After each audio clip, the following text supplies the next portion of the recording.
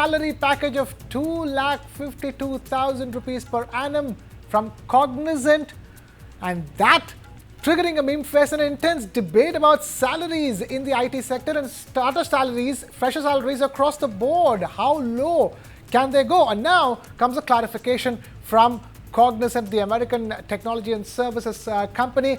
The company has clarified that yes, it is offering a 2,52,000 rupees per annum salary package, but it is for non-engineering staff. That's the clarification that's coming.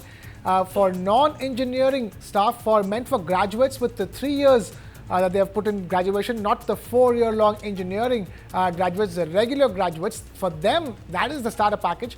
But apart from that, for engineering staff, Cognizant says it offers anywhere between 4 lakh rupees to 12 lakh rupees as salaries for the engineering staff, the fresh engineering staff that it's hiring. Now, is 4 to 12 lakh rupees again a good bandwidth that we're dealing with over here? And more importantly, can the 2,52,000 rupees per annum salary package apply even for the fresh graduates? Let's break this down. Cognizant has also given a clarification about its hikes, which have also been trolled on social media. Cognizant apparently handed out extremely low, less than 5% salary hikes, but there is a clarification on that as well. We have Pragati Sharma, founder and managing director of i4HR Consulting, now joining us. Pragati, straight off the bat, Cognizant has now clarified that 2,52,000 rupees per annum, which roughly translates to about 19 to 18,000 rupees per month salary package, is meant for the average graduate, the non-engineering staff. Are you happy with that? So 2 clarifications have come, right? One is on the salary package, and second is the education qualification. I think they got such a huge backlash from the entire industry, the engineers, which are their main hiring ground, right? Saying what kind of ridiculous packages are these? So they didn't have a choice from an employee branding perspective. They had to just come back and say, no, these are not for engineers, right?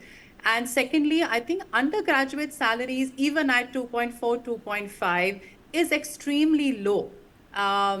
It's not to do with cost of living. It's not to do with why these are low. I think I have a very simple question to ask you, me, and the entire IT industry is that these salaries have not seen any change despite the dollar value going up. So imagine 20 years back, what was the dollar at? All these companies are paid in US dollars today and yesterday. They have increased their margins, their top line by huge numbers because of this change in dollar value. But have we seen the same kind of pumping in salaries for whether it's engineers or non-engineers? I think answer is no. And I think the second more pertinent point is that companies like Cognizant, TCS, Infosys, they set a precedent. It's not just about one company. Any company that is at their level, at their scale, sets the precedent for other companies to then pick it up. Oh, Cognizant is offering 2.5 or 2.6. We are offering 3. Instead of saying 20 years down the line, how about taking it up to 4.55 even for undergraduates and then hiking it up?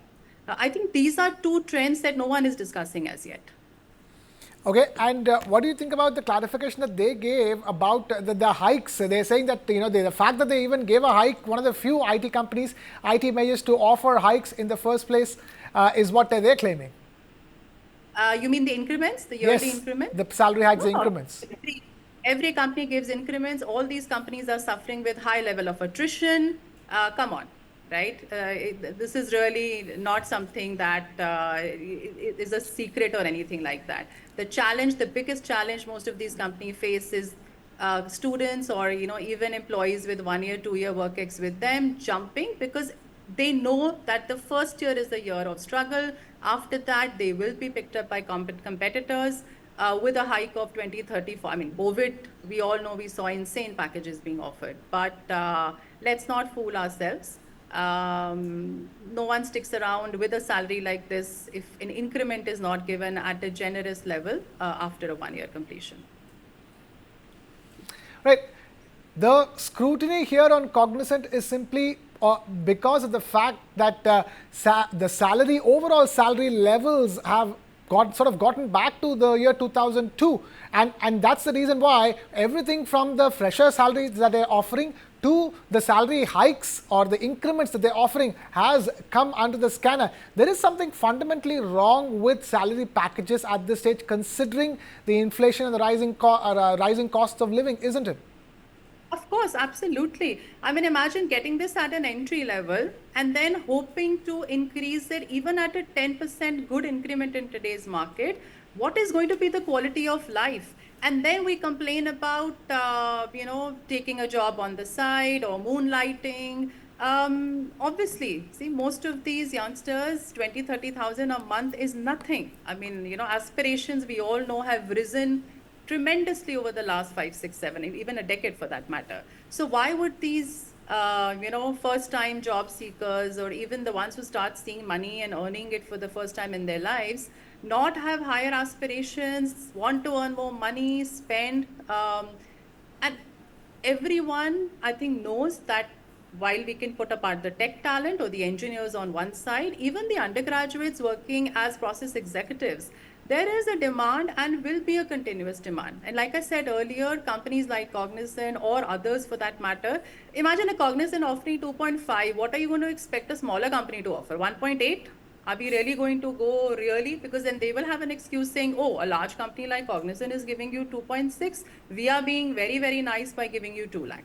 What kind of a precedent are we setting? It's time to overhaul the whole system, isn't it? The overall salary packages, right from the fresher's salary to the mid levels, across the board, there needs to be a reclassification of salaries, based on inflation, based on how much things cost these days, isn't it? Absolutely. No, absolutely. And not just for engineers, undergraduates, I think across a lot of fresher hiring in campuses. IITs do command a certain income, but let's not put IITs as, the normal engineering colleges. What about the ones in tier 2, tier 3 cities? What about undergraduates who are working in small cities or where so many of their parents have taken loans, want to send their children? Engineering, we know, is one of the, employment of choice for most of us Indians today. So imagine what they have gone through, the kind of investment they have done in the child's education. And then if the child comes back saying, oh, I've got an offer at 20,000, imagine the plight of the parents. They'll have to pay back the loans. And what about those who are already employed at this point in time, hoping that there will be the next appraisal cycle, the upcoming increments that can, alleviate some of their financial worries, but no hope there as well? They're just going to change their jobs. Okay. They're going to change their jobs, and at the end of probably a 6-year career, you will see 3 to 4 job hopping stances. Are you expecting a huge attrition, cycle to kickstart, this time around? Yes, absolutely. Because with no increment or little increment that does not even meet the inflation number, we cannot expect retention to be an easy one. Okay. Just one more question. Cognizant as part of its clarification, did speak about the fact that, they invest about 2 to 3 lakh rupees per associate that they hire. There is some value to that, isn't it? Like when a company of the size of Cognizant hires, it does incur a cost in ensuring the first year or two of a brand new graduate. That person is upskilled, and has can from there the candidate in question can go anywhere. So in that sense, they do invest money, not all of which ends up being a return.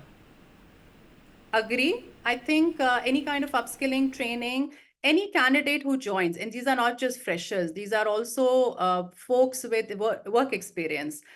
Any average candidate will take 3 months to give back an ROI to the company they join, right? Let's not put the pressure, or let's not put the onus only on freshers.